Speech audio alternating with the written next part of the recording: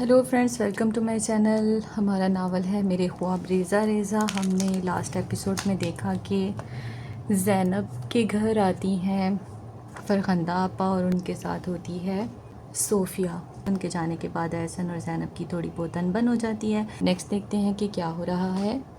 दिल इस कदर मायूस और परेशान हो रहा था कि वो अगली सुबह अपनी दोस्त रमला के घर कभी ना जाने का इरादा तोड़कर इसके घर जा पहुंची। रमला भी अकेली लेटी टीवी चैनल बदल रही थी। इसे देखकर खिल उठी। हाय ज़ैनब, कैसी हो जान? शुक्र है तुम्हारी कसम भी टूटी। मैं तो मायूस ही हो ली थी तुम्हारी तरफ से। किसी और के किए की सज़ा तुम मुझे दे रही थी। वो इसे देखकर बोलती ही चली गई। ज़ैनब को इसके चहकने से इसकी खुशी का अंदाज़ा हुआ। वो मुस्कुराते हुए इसके करीब जाकर बैठ गई। क्या कर रही थी? देख लो, ये फजूल चैनल देखकर अपना जी बहला रही हूँ और करने को कुछ नहीं है। तभी तो तुम्हें अचानक पाकर इतनी मुसरत हुई है मुझे। It is so kind of you ज़ैनी। इतनी अकेली रहती हो, तन्हाई को इस कदर महसूस करती हो, फिर अपने शोहर के पास क्यों नहीं चली जाती? आखिर वो बेचारा भी तो वहाँ अकेलापन महसूस करता होगा। ये खुद साहता जुदाई क्यों? जो बात वो रमला को देखकर हमेशा सोचा करती थी, वो बिलाहर इसके लबों पर चली आई। रमला के होंठों पर एक उदास मुस्कुराहट दौड़ गई। मर्द अकेला हो तो कभी इसके लिए अल्फाज बेचारा इस्तेमाल नहीं करते ज़ैनी। अकेला मर्द कभी बेचारा नहीं होता। वो तो आज़ाद फ़िज़ाओं का पंछी होता है। इसे आज़ादियाँ अजीज़ हो जाती हैं, बंधन बुरे लगने लगते हैं। बेचारी तो औरत अकेली औरत होती है। वाकई बेचारी, वो तंज से हंसी। ज़ैनब को एक लहज़ के लिए इसकी आंखों में तैरती नमी दिखाई दी, जो अगले ही लम्हे गायब भी हो गई। क्या वो तुमसे मोहब्बत नहीं करता? इसने डरते डरते पूछा। बहुत करता है, वो हंसी। हर दफ़ा फ़ोन पर तो वो यही कहता है। वल्लाह इल्म। तुम कोई बच्चा अडॉप्ट क्यों नहीं कर लेती? इससे क्या होगा? इसने तमसहर से ज़ैनब को देखा। एक घंटी गले में और बांध लें, बस इसी की कसर है। खैर छोड़ो यार, ये आज तुम्हारी सुई कहाँ अटक गई है? मुझे तो इस तरह ज़िंदगी गुजारते 7 साल होने को आए हैं और मैं खुश भी हूँ। अपनी एक आज़ाद मुतमईन ज़िंदगी है, कोई रोक ना टोक, फाका ना फ़िक्र, मौज मस्तियों में बाकी उम्र भी यूं ही गुजर जाएगी। कभी कभी फ्रस्ट्रेशन का शिकार होती भी हूँ तो जल्द इस कंडीशन से निकल आती हूँ। कोई ना कोई सहारा मिल ही जाता है। जैसे अभी तुम चली आई और मेरा मूड यकदम बहाल हो गया। तुम अपनी कहो, क्या कहता है रावी? ज़ैनब भी उदासी से मुस्कुराई थी। मैं भी तन्हाई और उदासी से घबरा गई थी, तभी चली आई। तुम? इसे हैरत हुई। क्यों? तुम्हें क्यों तन्हाई और उदासी के आसेब सताने लगे? ये तो हम जैसों के दर्द सर हैं। वैसे ज़ैन, तुम्हारी सोशल लाइफ तो ना होने के बराबर है। हर वक्त घर में बंद, पड़ोसियों तक से दूर हो गई तो कभी ना कभी तो दिल घबराएगा। इंसान को थोड़ा बहुत सोशल, थोड़ा सा फ्रेंडली होना चाहिए। अंदर से मुरझाते मुरझाते भी कुछ देर लगती है। तुमने तो खुद साख्ता कैद एख्तियार की हुई है। मैं भला कहाँ जाया करूँ? वो उदास हो गई। ना माँ ना बाप, मैके के नाम पर कोई घर नहीं।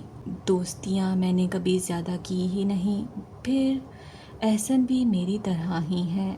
इनका भी कोई रिश्तेदार ऐसा नहीं जहाँ इंसान रिश्तेदारी निभाने ही चला जाए। बस कभी कभी एहसन के साथ घूमने चली जाती हूँ।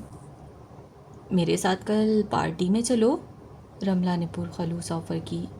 फिर देखना कितनी दोस्तियाँ हो जाती हैं। वहाँ सब तुम्हें खुशामदीद कहेंगे। कैसी पार्टी? वो ताजुब से बोली थी। बस यूं ही गेट टुगेदर होती है। अपने अपने घरों और इनकी मसरूफियत से चंद लम्हे चुरा कर कुछ खवातीन इकट्ठी हो जाती हैं। खाते पीते हैं, बातें करते हैं, एक दूसरे की बुराइयां, शिकवे, शिकायतें। अच्छा वक्त गुजरता है। फिर अगली पार्टी की जगह اور وقت کا تعین کرتے ہیں اور ایک دوسرے کو الوداع کہتے ہیں۔ چلو گی؟ کل کہاں ہے پارٹی؟ وہ سوچ میں پڑ گئی۔ وقت گزارنے اور دل بہلانے کا اچھا طریقہ تھا۔ بوریت سے کسی طور تو چھٹکارا ملتا۔ کل مسز شیخ کی طرف جانا ہے، میری گاڑی میں چلنا، شام 7 بجے جائیں گے۔ اور واپسی؟ جب فراغت ہوئی لوٹ آئیں گے۔ وہ ہنستی۔ آنے جانے کا مسئلہ تو ہوگا نہیں، پھر گھروں کو ہی لوٹنا ہے۔ گھر کون سا کہیں بھاگے جاتے ہیں، ویسے 10-11 بج ہی جائیں گے۔ اچھا، میں احسن سے پوچھوں گی، اس نے نیم رضامند ہو کر کہا تھا۔ دیکھو اب آ جانا، میرا بھی موڈ بن گیا ہے تمہیں لے جانے کا، اور ہاں کچھ بنا کر بھی لانا ہے، وہاں کوئی خالی ہاتھ نہیں آتا، یہ پارٹی کا اصول ہے۔ وہ ہنسی تھی۔ مثلاً کیا؟ زینب سوچ میں پڑ گئی۔ کچھ بھی، کباب، شباب، تکا شکا، کچھ بھی چلے گا۔ وہ بے پرواہی سے ہاتھ ہلا کر بولی، میں نے تو چکن سینڈوچز بنانے کا سوچا ہے، ایرانی، افغانی، کوئی سے بھی بنا لینا۔ رملہ ہنستی تھی۔ وہاں سب کے ہاتھوں میں ایک سا ذائقہ ہے۔ اچھا اب میں چلوں؟ وہ گھڑی دیکھ کر اٹھ کھڑی ہوئی تھی۔ شام کو اس نے احسن سے بات کی تو خلاف توقع اس نے فوراً ہی منع کر دیا۔ کوئی ضرورت نہیں ہے، آرام سے گھر بیٹھو۔ زینب حیرانی سے اس کی صورت دیکھنے لگی۔ اسے احسن سے اس رد عمل کی توقع نہ تھی۔ وہ تو سمجھتی تھی احسن بالکل اعتراض نہیں کرے گا، لیکن کیوں احسن؟ پھر وہ تھوڑی دیر کے بعد بولی، اس میں بھلا حرج ہی کیا ہے؟ حرج کیوں نہیں ہے؟ اپنی حالت دیکھی ہے تم نے؟ یہ پارٹیاں اٹینڈ کرنے والی حالت ہے، اور پھر میں تمہیں پہلے بھی بتا چکا ہوں، مجھے نہ تو یہ رملہ بی بی پسند ہے، نہ تمہارا ان سے زیادہ گھلنا ملنا۔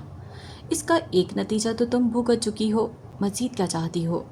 نہیں زینب، تم وہاں نہیں جاؤ گی، نہ جانے وہاں کون کون ہو، کیسے لوگ ہوں۔ وہاں صرف خواتین ہوں گی، وہ منہ بنا کر بولی۔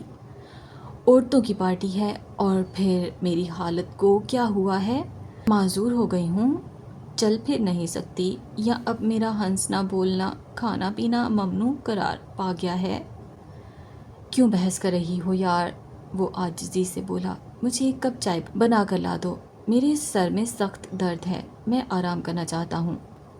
وہ اٹھ کر کچن میں آ گئی۔ اسے احسن پر شدید غصہ آ رہا تھا۔ یہ شخص آہستہ آہستہ اسے زندگی کی ہر خوشی سے محروم کرتا جا رہا تھا۔ ہر بات پر پابندی، ہر بات پر روک ٹوک۔ ٹھیک ہی تو کہتی ہے رملہ، اس نے چائے کپ میں چھانتے ہوئے سوچا۔ ایک آئیڈیل لائف گزار رہی ہے، گھر، شوہر، بچے، ایک جھنجھٹ ہی ہے وبال جان۔ اپنی مرضی سے سکون کا ایک سانس تک نہیں لے سکتی ہے عورت۔ وہ چائے بنا کر واپس آئی تو وہ بے خبر سو رہا تھا۔ احسن، اس نے آہستہ سے سائڈ ٹیبل بجائی۔ احسن چائے؟ رکھ دو، وہ آہستگی سے بولا۔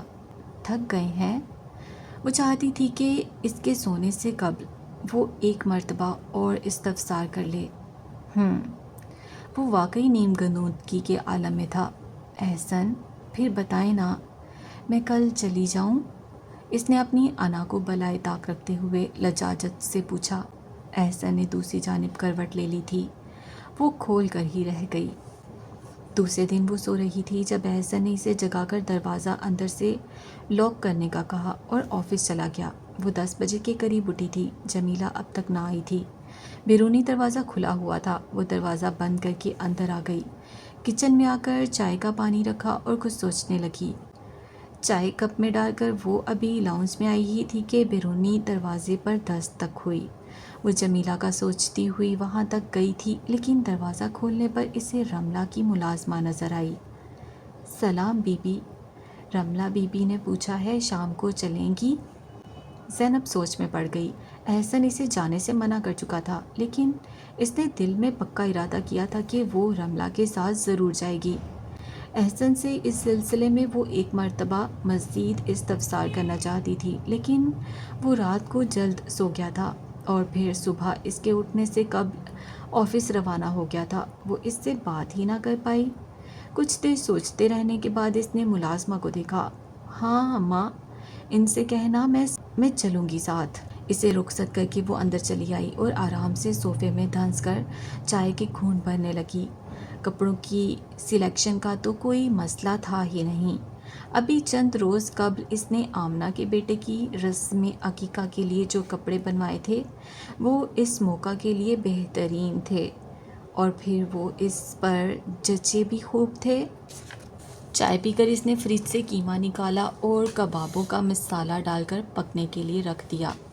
اتنی دیر میں جمیلہ بھی آ چکی تھی۔ اس نے جمیلہ کو کباب بنانے کے متعلق ہدایات دیں اور کمرے میں چلی آئی۔ بہت دنوں کے بعد اس نے کہیں جانے کے لیے شادی سے پہلے کا سا اہتمام کیا تھا۔ چہرے کی کلینزنگ کی، ہاتھ پیروں کی صفائی کر کے نیل پالش لگائی، پھر کپڑے نکال کر پریس کرنے لگی۔ احسن کے آنے کے ٹائم تک وہ مکمل تیار تھی، ہر طرح کے ہتھیار سے لیس۔ اسے یقین تھا احسن اسے تیار دیکھ کر جانے سے منع نہ کرتا۔ شامی کباب بھی 2 طرح کی چٹنیوں کے ساتھ میز پر تیار رکھے تھے۔ اس میں بھی جمیلہ کی محنت کا زیادہ دخل تھا۔ احسن عموماً 5:30 بجے تک گھر پہنچ جاتا تھا، جبکہ اسے 7 بجے جانا تھا۔ 6 بج گئے تب بھی وہ مطمئن سی پھرتی رہی کہ اس نے گھر ہی آنا تھا۔ آفس سے وہ اور کہیں نہیں جاتا تھا، لیکن جب ٹھیک 6:30 بجے باہر رملہ کی گاڑی کا ہارن بجا تو وہ بے طرح پریشان ہو گئی۔ احسن تو اب تک نہ آیا تھا۔ وہ باہر نکل کر گاڑی تک پہنچی۔ رملہ نیوی بلو شیفون کا سوٹ پہنے بے پرواہی سے ڈرائیونگ سیٹ پر بیٹھی اسٹیئرنگ پر انگلیاں چلا رہی تھی۔ رملہ، وہ ذرا سا جھجکی، ابھی تو 6:30 بجے ہیں، تم نے تو 7 بجے کا کہا تھا۔ اوہ سو سویٹ۔ رملہ نے اسے دیکھ کر سیٹی بجانے والے انداز میں ہونٹ سکیڑے۔ بہت ہی اچھی لگ رہی ہو۔ فیشل کیا ہے؟ چہرہ بہت صاف لگ رہا ہے۔ اوفو، میری بات کا تو جواب دو، وہ جھنجھلا گئی۔ ارے میری جان، آدھے گھنٹے کا تو راستہ ہے، پھر راستے سے کولڈ ڈرنکس بھی لینی ہے، پریشانی کی کیا بات ہے؟ تم تو ایک دم ریڈی ہو۔ نہیں وہ، رملہ، اصل میں احسن اب تک نہیں آئے ہیں، میں نے جانے کے متعلق ان سے پوچھا نہیں ہے۔ جمیلہ ہے؟ وہ کچھ سوچ کر بولی۔ ہاں جمیلہ تو ابھی ہے۔ اس نے اس بات میں سر ہلایا۔ بس پھر کاہے کی فکر، آ جاؤ تم، جمیلہ تمہارے صاحب بہادر کو اطلاع کر دے گی۔ وہ چند لمحوں کے لیے فکر مندی سی کھڑی سوچتی رہی۔ اب اسے احسن کے غصے سے خوف محسوس ہو رہا تھا۔ کم آن زین، ہری اپ، وی آر گیٹنگ لیٹ۔ کیا سوچ رہی ہو تم؟ رملہ کچھ بیزاری سے بولی تھی۔ اس نے اس بات میں سر ہلایا۔ میں آتی ہوں۔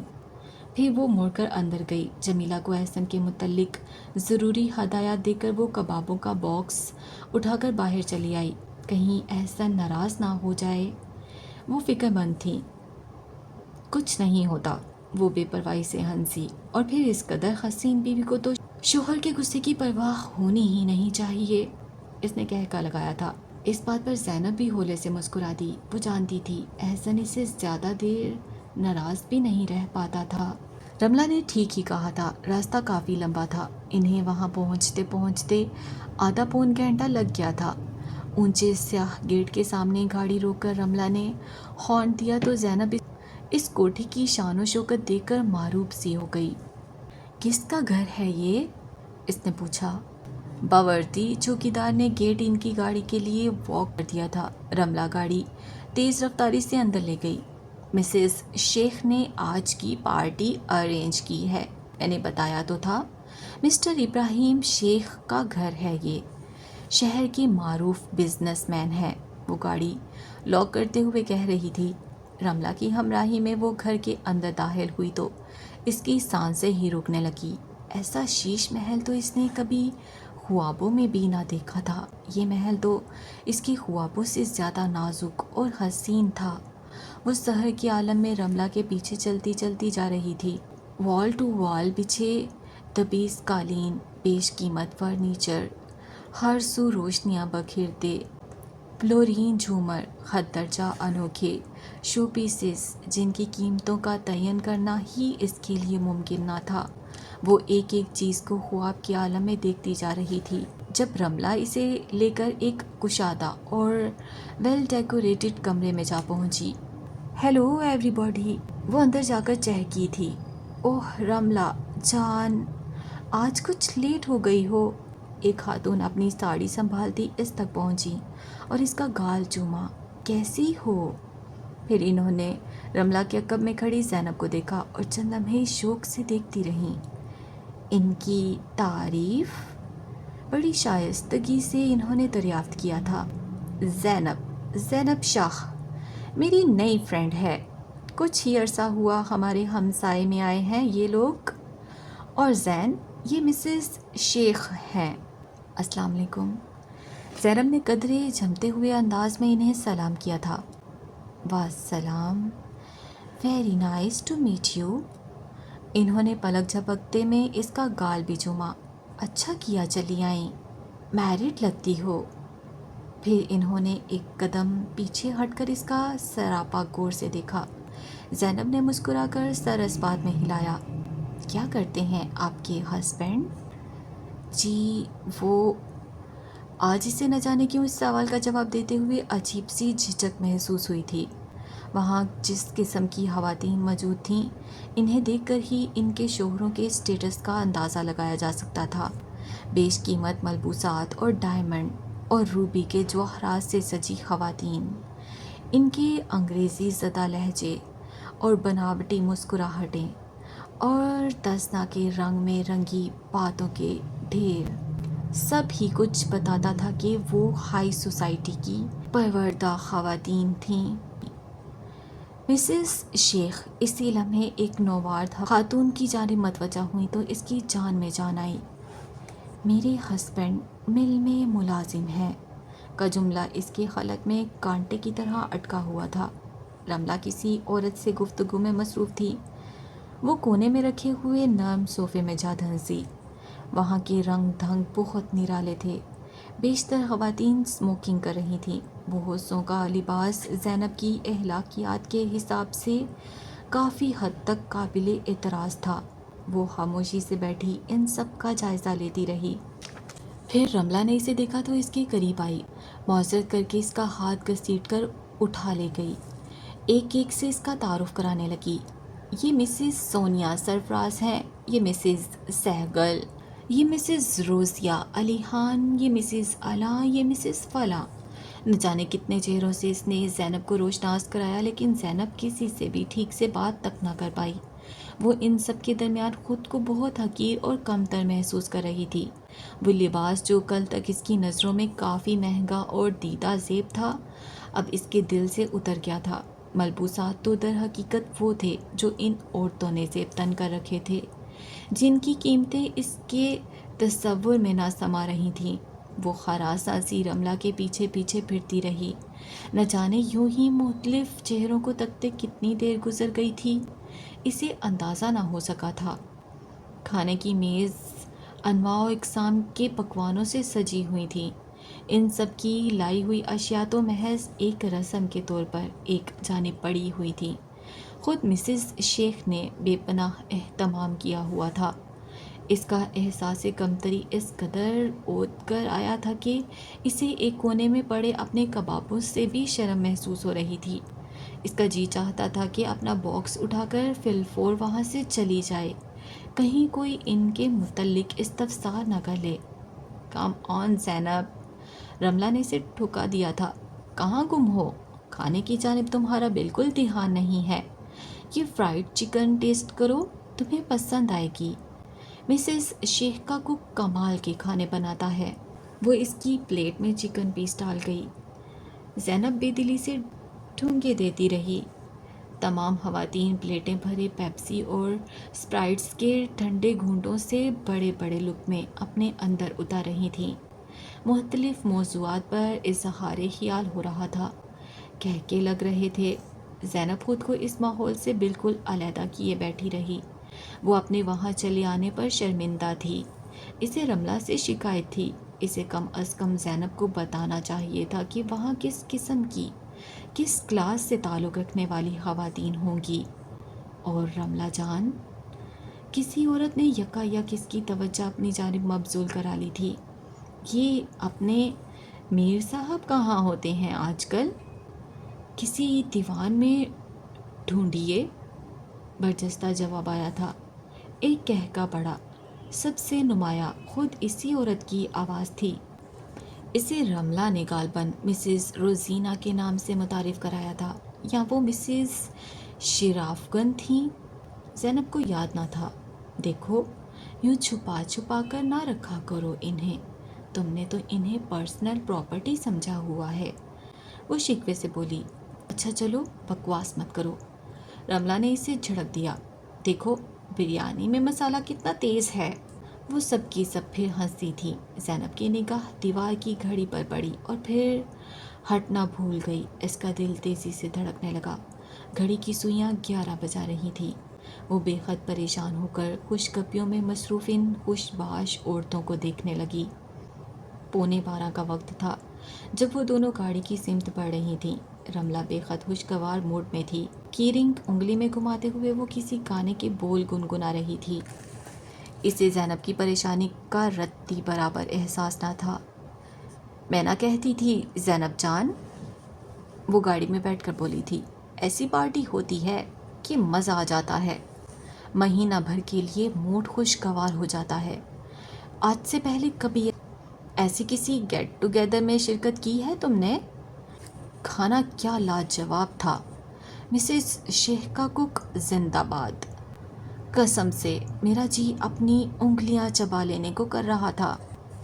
रमला, बहुत देर हो गई है। परेशानी के आलम में इसकी आवाज़ सरगोशी से ज़्यादा ना निकली थी। हाँ, देर तो हो गई है, इसने इतराफ़ किया। आज गुफ्तगू ही इतने मज़े की रही, मेरा तो उठने को दिल ही नहीं करता था। खैर, घर जाकर सोना ही तो है। वो गाड़ी मेन रोड पर ले आई थी। और ये ट्रैफिक देखो तुम, ये सब लोग भी तो अपने अपने घरों से निकले हुए हैं। कौन सी रात बीत चली है? मेरा मसला दूसरा है, वो फिक्रमंदी से बोली। मैं एहसन से पूछे बगैर ही चली आई थी। कम ऑन यार, तुम दूध पीती बची हो क्या? कभी कभार ऐसा भी होना चाहिए। मियाँ बीवी को हर वक्त ही एक दूसरे के सर पर सवार नहीं रहना चाहिए। वो इसकी बात संजीदगी से बिल्कुल नहीं ले रही थी। हाथ बढ़ाकर इसने केसर प्लेयर भी ऑन कर दिया और गाड़ी में यकलहत गूंज उठने वाले गाने के बोल खुद भी गुनगुनाने लगी। गीत के शोख बोलों से ज़ैनब की टेंशन भी कुछ कम हो गई। फिर सड़क पर ट्रैफिक का रश देखकर इसके दिल को भी धारस सी होने लगी। वाकई अभी तो शहर में रात अपने जोबन पर आई थी। कुछ बोलो ना ज़ैनी, रमला आवाज़ कम करते हुए बोली। रास्ता कैसे कटेगा? क्या तुमने पार्टी को एंजॉय नहीं किया? वो बेदिली से बोली। अच्छी थी। दरअसल मुझे अंदाज़ा ना था कि तुम मुझे इतने अमीरों कभी लोगों के दरमियान ले जाकर बिठा दो कि मैं पजल हो गई थी। So what? रमला हैरानी से बोली। इससे क्या फ़र्क पड़ता है? वहाँ पैसों की बात कौन कर रहा था? क्या सब अपने अपने पर्स खोल कर दिखा रही थी तुम्हें, जो तुम पजल हो गई? ये बात नहीं है रमला, तुम समझ नहीं सकोगी। इंसान अजीब सा महसूस करता ही है। किसी ने कुछ कहा तुम्हें? किसी ने बुरा बिहेव किया? रमला न जाने क्या समझी थी। नहीं नहीं, वो जल्दी से बोली। ये बात नहीं, बस मैं वजाहत नहीं कर सकती। हर आदमी अपने जैसे लोगों में ज़्यादा सुकून महसूस करता है। हाँ, तो वहाँ सब तुम्हारे जैसे ही थे? किसी के सर पर 2 सींग भी थे क्या? मुझे तो दिखाई नहीं दिए। ज़ैनब को हंसी आ गई।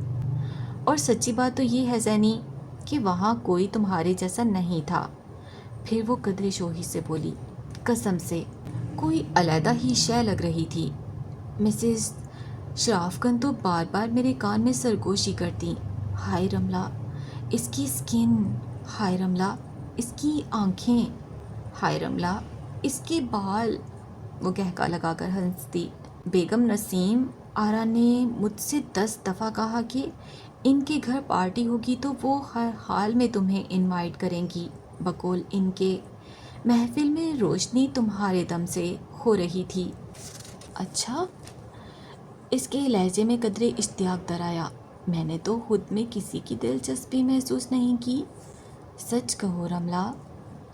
قسم لے لو یار، تمہیں دیکھ دیکھ کر مر رہی تھی سب کی سب، اور تم ہو کہ خود ساختہ کمپلیکس کا شکار ہو کر محفل کو انجوائے بھی نہ کر پائی۔ افسوس ہو رہا ہے مجھے۔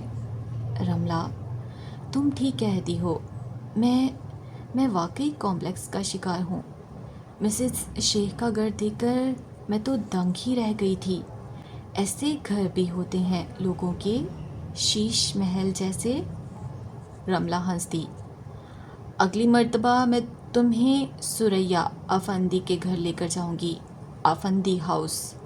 دیکھ کر تو تم اسے تاج محل کا خطاب دے ڈالو گی۔ شاہ جہاں کو پیچھے چھوڑ دیا ہے حز خیات افندی نے۔ ہائے سچ، وہ اشتیاق سے بولی۔ کیا کرتے ہیں وہ؟ مشہور اسمگلر ہیں۔ رملہ نے زبردست کہکا لگایا تھا۔ ایسے تاج محل شاہ جہاں کے بعد تو اب اسمگلرز ہی بنا سکتے ہیں۔ کالے دھن سے سفید اجلے محل کھڑے کر لیتے ہیں راتوں رات۔ میرا جی چاہتا ہے رملہ، اتنا امیر بننے کو۔ وہ خواب کے سے عالم میں بولی تھی۔ کیسا اعتماد آ جاتا ہے نا انسان میں، کیسا غرور، کیسا تنتنا۔ گردن اٹھا کر انسان جہاں جی چاہے جا سکتا ہے، جو دل چاہے کر سکتا ہے۔ رملہ نے مسکرا کر ایک نگاہ اس پر ڈالی تھی۔ تو پھر کرنی تھی نا کسی شراف گن یا حز خیات افندی سے شادی۔ یہ احسن صاحب کہاں سے ٹکرا گئے تمہیں؟ زینب گہری سانس بھر کر کچھ سوچنے لگی تھی۔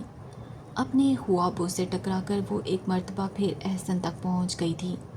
رملہ نے اسے گھر کے دروازے کے سامنے اتارا تھا، پھر گاڑی بڑھا لے گئی۔ زینب تھکی ماندہ، بکھری سوچوں کو مجتمع کرتی دروازے تک پہنچی ہی تھی کہ دروازہ کھل گیا۔ سرخ بوجھل آنکھیں اور بے تاثر چہرہ لیے احسن اس کے سامنے تھا۔ زینب کو چند لمحوں کے لیے گھورتے رہنے کے بعد اس نے ذرا سا ہٹ کر اسے اندر آنے کا راستہ دیا۔ وہ دھک دھک کرتے دل کے ساتھ بظاہر بے نیاز بنی اندر چلی آئی۔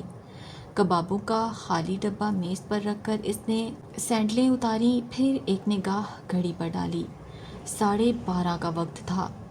جلدی جلدی کرتے بھی اتنی دیر ہو گئی، اس نے وضاحت کرنے والے انداز میں کہا تھا۔ آدھے پون گھنٹے کا تو راستہ ہی تھا۔ کس سے پوچھ کر گئی تھی تم؟ اس کا انداز حد درجہ سرد اور اجنبی تھا۔ جی؟ وہ چونکی۔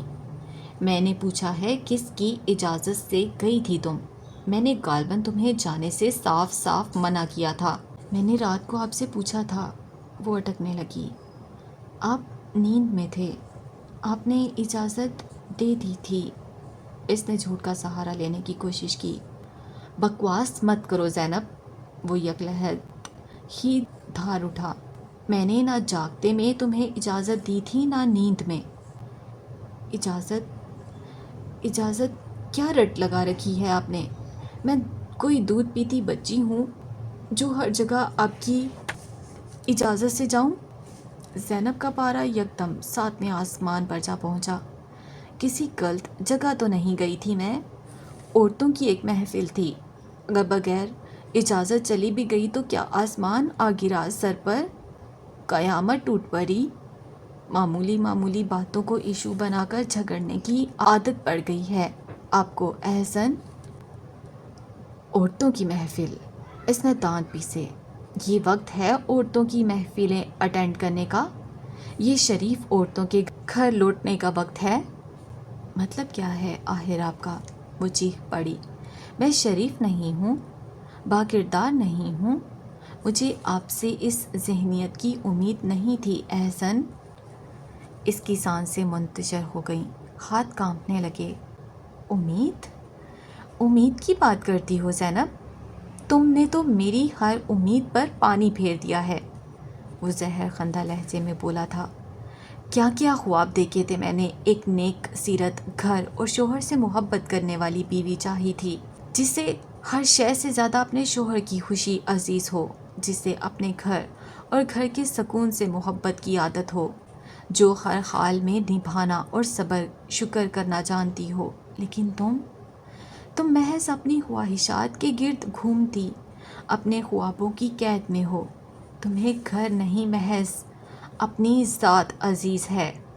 تمہیں شوہر کے آرام اور اس کی خوشی سے کوئی غرض نہیں، محض اپنی ذات، اس کی ضروریات، اس کی خواہشات، اس کی ترجیحات، یہی تمہارا کل ہے زینب بی بی۔ وہ پھٹی پھٹی آنکھوں سے اسے دیکھتی رہ گئی۔ یہ احسن، یہ تانے دینا، تیر برساتا احسن کتنا مختلف تھا اس احسن سے جو کبھی اس سے شادی کی خواہش دل میں سجائے دیوانہ اور اس کے گھر کے چکر لگایا کرتا تھا، جسے صرف اور صرف زینب شاہ کو حاصل کرنے کی تمنا تھی، اور اس سے آگے اس کی سوچ نہ جایا کرتی تھی۔ اس نے اسے کیا کیا خواب دکھائے تھے، اس کی ہر خواہش پوری کرنے، اس ہر خواب کی تعبیر دینے کا عزم کیا تھا۔ نیک سیرت، گھر اور شوہر سے محبت کرنے والی بیوی چاہتے ہیں آپ؟ وہ پھنکاری۔ اور میں بد سیرت ہوں احسن صاحب، آپ تھے اس قابل کہ میں آپ سے شادی کرتی؟ بیک تھی رشتوں کی، میری عمر ڈھل رہی تھی، میرا شباب ماند پڑ رہا تھا، جو تم نے مجھ سے شادی کر کے مجھ پر کچھ احسان کیا؟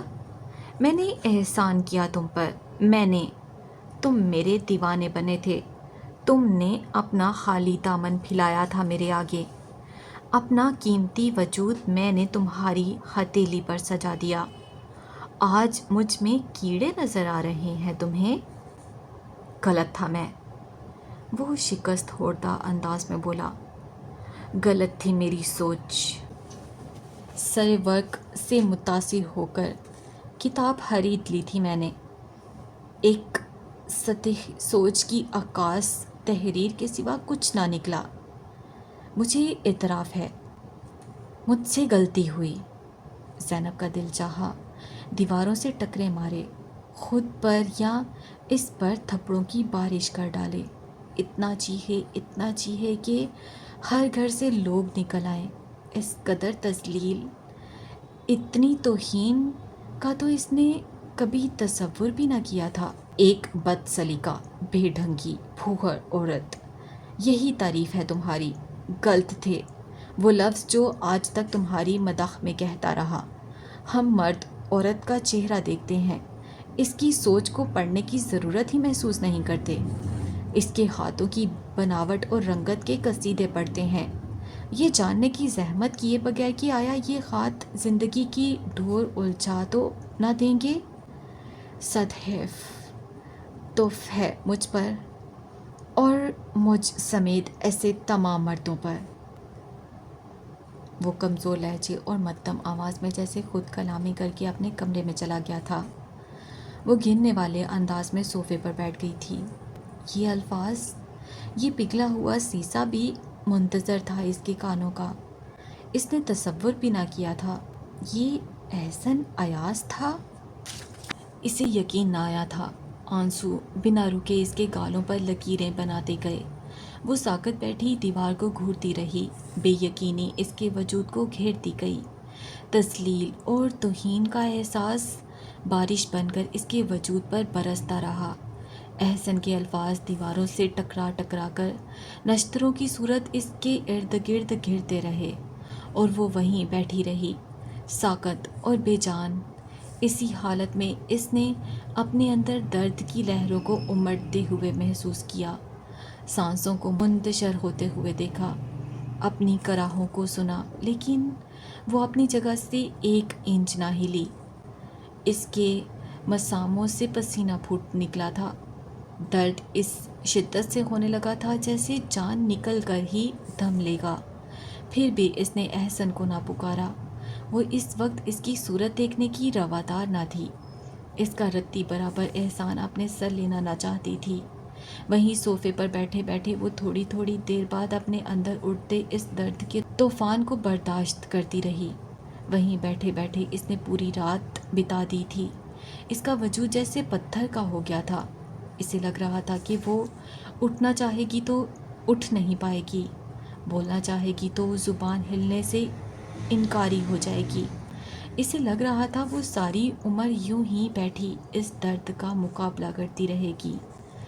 सुबह 8 बजे एहसन ने कमरे का दरवाज़ा खोला था। इस पर निगाह डाले बगैर वो किचन में गया था। वहाँ से पानी का ग्लास पीकर वो इसकी जानिब देखे बगैर घर से निकल गया था। इसके घर से निकलते ही ज़ैनब की कराहों को रास्ता मिल गया। इसकी आहें आज़ाद होने लगीं।